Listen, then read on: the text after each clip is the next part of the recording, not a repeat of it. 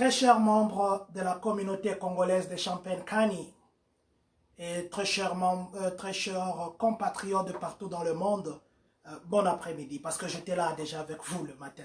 Bon après-midi. Donc je suis venu un peu plus parler après le discours de notre président Donald Trump. Bon, je me suis dit que je vienne rapidement parce qu'il est passé et que peut-être qu'il y en a qui n'ont pas compris ce que le président a dit. Alors il m'est de mon devoir de venir expliquer ce que le président a dit. Bon, je suis venu avec, comme le titre le dit, le président Trump prolonge les directives fédérales sur la distanciation sociale du coronavirus. Donc, initialement, c'était prévu que nous devons avoir une distance, nous devons garder la distance sur le plan fédéral. Donc, si je parle de fédéral, ça veut dire que sur tout le pays. Sur le plan fédéral, initialement, le président avait décidé que nous devions nous éloigner ou garder une distance de 2 semaines. Donc, ce qui fait que ces délais devaient normalement expirer demain. Demain, c'est lundi le 29, demain, c'est le 30. Demain, c'est lundi le 30 mars 2020. Donc, les délais de distance ou de distanciation sociale devaient s'arrêter demain lundi. Alors, le président Trump, comme je vous ai dit la fois passée, qu'il avait dit que d'ici le 12 avril, nos frontières américaines, puis les boulots qui sont dites non essentiels devaient reprendre normalement et qu'on devait seulement garder les pratiques. Mais aujourd'hui, après son discours, il vient de prolonger. Il a dit que ça ne sera plus le 12, ça sera au-delà du 12. Donc, pour le moment, on a prolongé sur le plan fédéral la distanciation sociale qui était de 15 jours, se maintenant prolongée jusqu'au 30 avril. Donc, nous devons garder les distances jusqu'au 30 avril. Les conséquences seront lesquelles? Les conséquences, ça peut être maintenant sur l'état des States. Donc, le State ou les États peuvent aussi appliquer cette mesure. Ce qui fait que si cette distanciation sociale s'applique aux States, donc, nous risquons d'aller plutôt jusqu'au 30 avril avec ce même rythme. Ça veut dire, restons à la maison. Si jamais les States appliquaient aussi la décision fédérale, qui vient à peine même, il n'y a pas très longtemps, d'être prononcée par le président Donald Trump. Donc, avant, il avait dit que pour lui, c'était qu'il y avait des contradictions entre lui et les docteurs. Et il avait dit que toutes les activités devaient reprendre le 12 avril. Alors, dans son discours d'aujourd'hui, le président Donald Trump a dit que ce n'était pas une erreur de sa part, ce n'était pas une erreur de dire que nous devions reprendre les activités le 12, mais c'était juste une sensation. Donc, il était positif, il avait la sensation que nous devions reprendre les activités le 12. Vous comprenez que c'est une autorité ne se trompe jamais, une autorité se justifie. Donc, il dit que c'était une sensation qu'il avait que ça devait être repris aujourd'hui, et plutôt les 12. Donc, mais le docteur Anthony, qui est chargé de coronavirus, le docteur Anthony a dit ceci. Si jamais le président Trump mettait en application sa décision, ça veut dire la décision qui était de réouvrir les frontières, de réouvrir les activités le 12 avril, aux États-Unis, on compterait au moins 100 000 personnes qui devaient mourir de coronavirus, selon les projections du docteur Anthony. Donc 100 000 personnes devaient mourir et il y aurait des millions de personnes qui devaient être infectées. Donc je crois que pour la première fois, le président a pris une décision qui va en convergence avec la médecine. Donc, il a exigé, il a dit que la période de prolongation des distanciations sociales, ça va maintenant jusqu'au 30 avril. Donc, nous sommes encore là jusqu'au 30 avril en observant les mêmes règles parce que le président a dit, avec ces mesures, nous pourrons maintenant jusqu'au le 1er juin, il peut y avoir nettoyage, il peut y avoir tous des résidus. Donc le 1er juin, d'ici le 1er juin, la vie pourrait reprendre normalement. Comme vous le savez, pour le moment, aux États-Unis, on compte maintenant plus de 137 000 cas. Donc le cas répertorié, c'est 137 000. Donc, nous avons au loin dépassé l'Italie, nous avons au loin dépassé la Chine. Et je ne sais pas si vous vous rendez compte de 137 000, qu'est-ce que ça représente.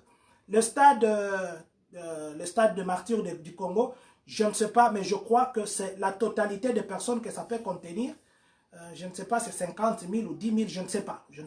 Bon, maintenant, imaginez 137 000.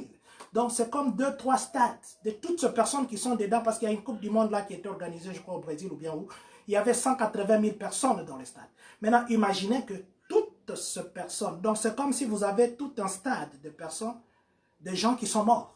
Donc, c'est ça. Donc, nous avons aux États-Unis, au jour d'aujourd'hui, les résultats que je vous donne, c'est pour aujourd'hui.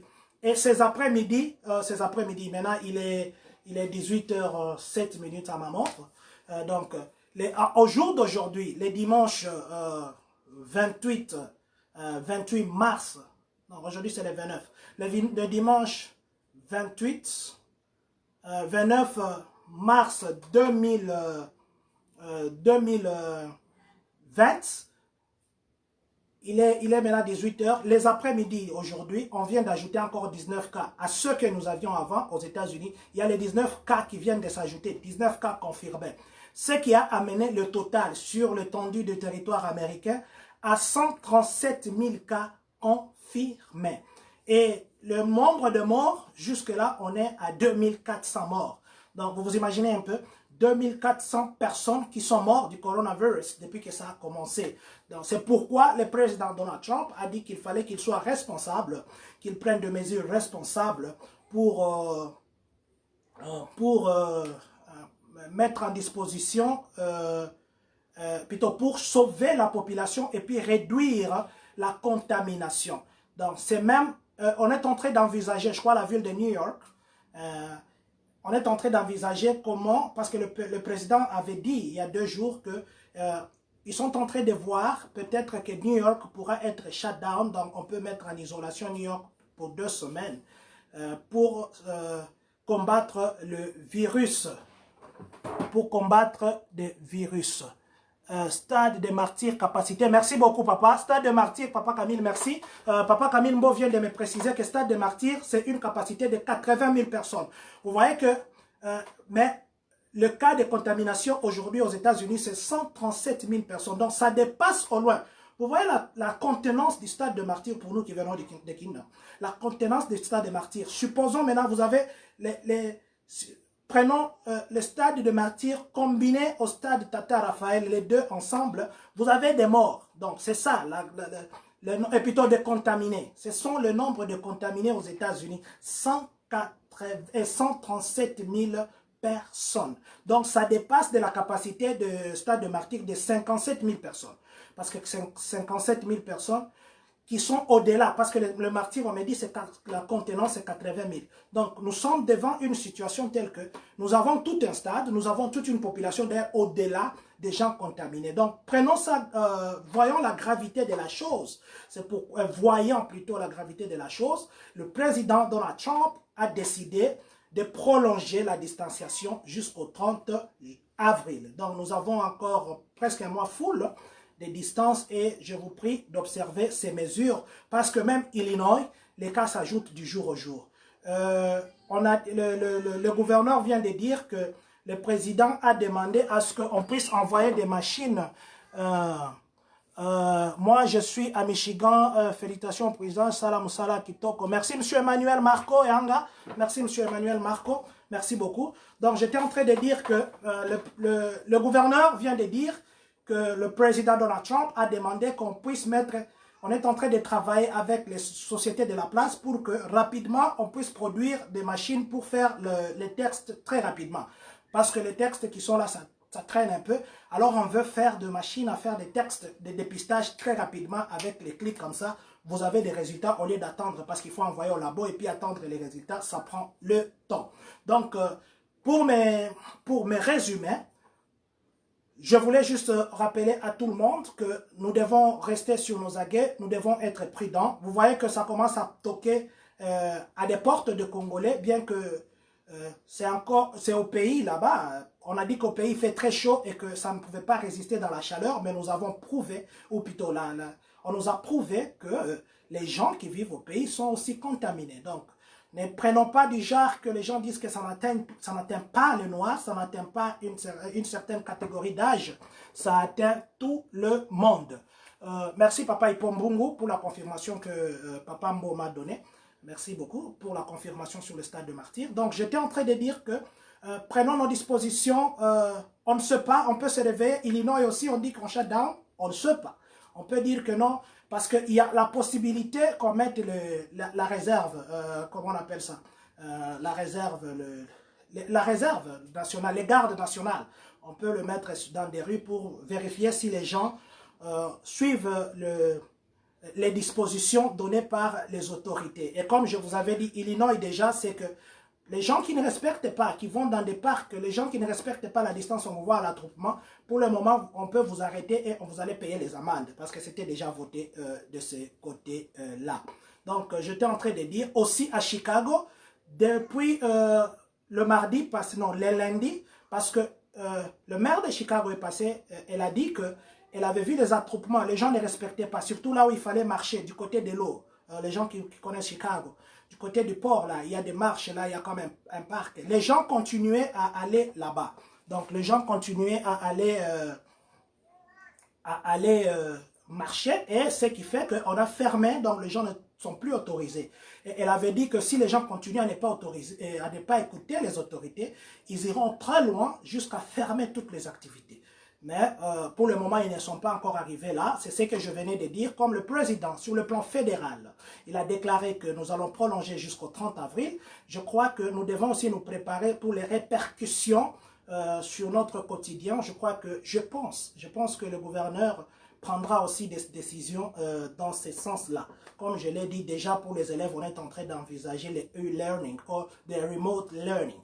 Donc, les cas actuels, jusqu'à aujourd'hui, il y a 19 cas. Je me résume, au risque de répéter.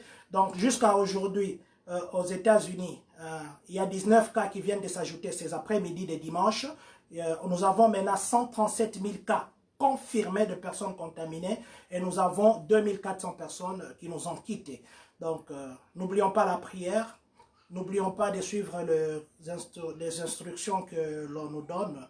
Et puis, il me reste qu'à vous dire que Dieu bénisse l'arrêt. Oh, bien avant ça, je voulais dire ceci. Je venais de passer les avant-midi aujourd'hui pour parler d'une société de la place qui a des problèmes avec le compatriote. Alors, j'ai reçu aussi quelques appels et quelques plaintes de nos compatriotes qui sont superviseurs dans des différentes compagnies de la place. Donc, demain, nous passerons pour parler des plaintes des superviseurs vis-à-vis de nos compatriotes. Demain, nous parlerons des comportements de nos compatriotes vis-à-vis de nos compatriotes dans le boulot. Demain, nous allons plus parler, ça sera un conseil demain. Demain, nous allons parler. Je crois que demain, nous pouvons converser, vous pouvez poser des questions. Je ne citerai pas des compagnies, je ne citerai pas des personnes. Tout ce que nous faisons comme travail, je voulais que notre mandat, en tant que représentant, nous, le comité directeur, nous sommes à 6, que je salue tout le monde là où il est. Notre comité directeur, avec notre mandat, nous voulions que Champaign-Urbana, Champaign-Illinois, Champaign-County puisse prendre d'autres allures, que nous puissions avoir une autre façon de faire des choses, que nous puissions avoir la positivité qui prime sur la négativité. Donc, je vous dis merci, vous tous qui avez été en ligne.